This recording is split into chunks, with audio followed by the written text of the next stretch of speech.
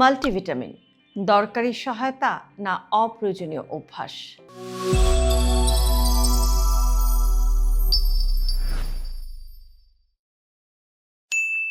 অনেকেই বলেন আমি নিয়মিত মাল্টিভিটামিন খাই, তাই আলাদা করে কিছু ভাবি না।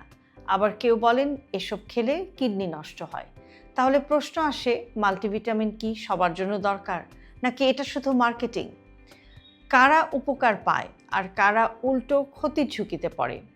আজকে ভিডিওতে আমরা এই প্রশ্নের উত্তরগুলো একটু খোঁজার চেষ্টা করব, গুজব না, ভয় না, একেবারে সহজ বিজ্ঞান দিয়ে। মাল্টিভিটামিন আসলে কি? মাল্টি নামটা শুনলেই বোঝা যায় যে নানাবিধ। মাল্টিভিটামিন নামে একটা ট্যাবলেট বা একটা ক্যাপসুলের ভেতরে একের অধিক ভিটামিন এবং মিনারেলস থাকে। এটা কোনো ম্যাজিক ওষুধ না এবং কোনো খাবারের বিকল্পও না। মাল্টিভিটামিন কাজ করে যখন শরীরে সত্যিই ঘাটতি থাকে বা খাবার দিয়ে যেসব ঘাটতি পূরণ করা সম্ভব হয় না। কারা মাল্টিভিটামিন খেলে উপকার পেতে পারেন? প্রথমে আসি যাদের জন্য মাল্টিভিটামিন সত্যি সহায়ক হতে পারে, যারা নিয়মিত সুষম খাবার পান না, যেমন দীর্ঘদিন ডায়েটিংয়ে আছেন, খুব কম খান, অথবা একঘেয়ে খাবারের উপর যারা নির্ভরশীল। তাদের শরীরে একাধিক মাইক্রোনিউট্রিয়েন্টসের ঘাটতি হতে পারে। বয়স্ক মানুষদের ক্ষেত্রে খাবার থেকে ভিটামিন শোষণ অনেক সময় কমে যায়, তাদের জন্য মাল্টিভিটামিন একটা সাপোর্ট হিসাবে কাজ করতে পারে। গর্ভবতী নারী বা প্রেগন্যান্সির পরিকল্পনায় থাকা নারীদের ক্ষেত্রেও ডাক্তারের পরামর্শে মাল্টিভিটামিন গুরুত্বপূর্ণ হতে পারে। যাদের দীর্ঘদিনের অসুখ আছে, যেমন ডায়াবেটিস, থাইরয়েড বা ক্রনিক স্ট্রেসের সমস্যা আছে, তাদের ক্ষেত্রেও নির্বাচিত মাল্টিভিটামিন কিন্তু সাহায্য করতে পারে। কাদের নিয়মিত মাল্টিভিটামিন না খেলেও চলবে? যদি আপনি প্রতিদিন নিয়মিত শাকসবজি, ফলমূল, ডাল, মাছ, ডিম, দুধ এই খাবারগুলো খান এবং আপনার হজম ভালো, ডাইজেশন ভালো, আপনার ঘুম ঠিকমতো হয়, কোনো দীর্ঘমেয়াদী অসুখ আপনার নেই, তাহলে আপনার শরীর হয়তো খাবার থেকে প্রয়োজনীয় ভিটামিন পাচ্ছে। এক্ষেত্রে রুটিন হিসাবে মাল্টিভিটামিন খাওয়া অপরিহার্য নয়। শরীর যখন প্রয়োজন বুঝে নেয় তখন বাড়তি ভিটামিন সবসময় কাজে লাগে না।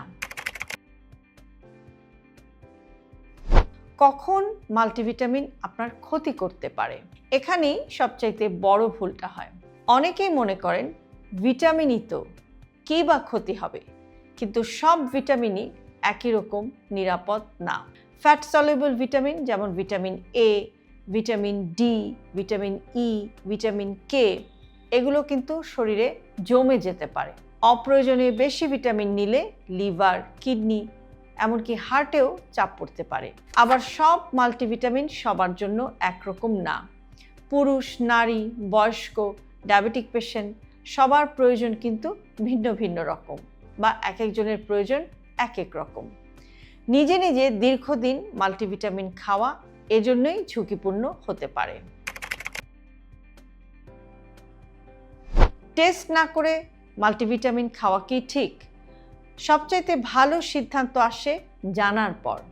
ভিটামিন ডি, ভিটামিন বি12, আয়রন, এই ঘাটতিগুলো কিন্তু খুবই সাধারণ। টেস্ট করে জানা গেলে ঠিক সেই ভিটামিনটাই কিন্তু নেওয়া যায় যেটার দরকার আপনার শরীরে। সব একসাথে খাওয়ার চেয়ে এটা অনেক বেশি কার্যকর এবং অনেক বেশি নিরাপদ বা সেফ।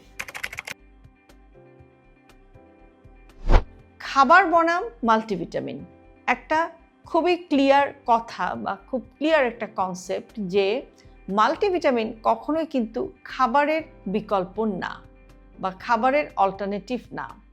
খাবারের ভিটামিনের সাথে থাকে ফাইবার, অ্যান্টিঅক্সিডেন্ট, এনজাইম, যা ট্যাবলেটে কিন্তু পাওয়া যায় না। মাল্টিভিটামিন হলো ব্যাকআপ সাপোর্ট বা ইন্স্যুরেন্স, এটা পুরো সমাধান না। মাল্টিভিটামিন ভালো না খারাপ এই প্রশ্নের উত্তর এক লাইনে দেয়া যায় না। সঠিক প্রশ্ন হলো আপনার শরীরে সত্যি কি মাল্টিভিটামিনের দরকার আছে কিনা। শুনে দেখে ভয় পেয়ে নয়, বুঝে সিদ্ধান্ত নিন।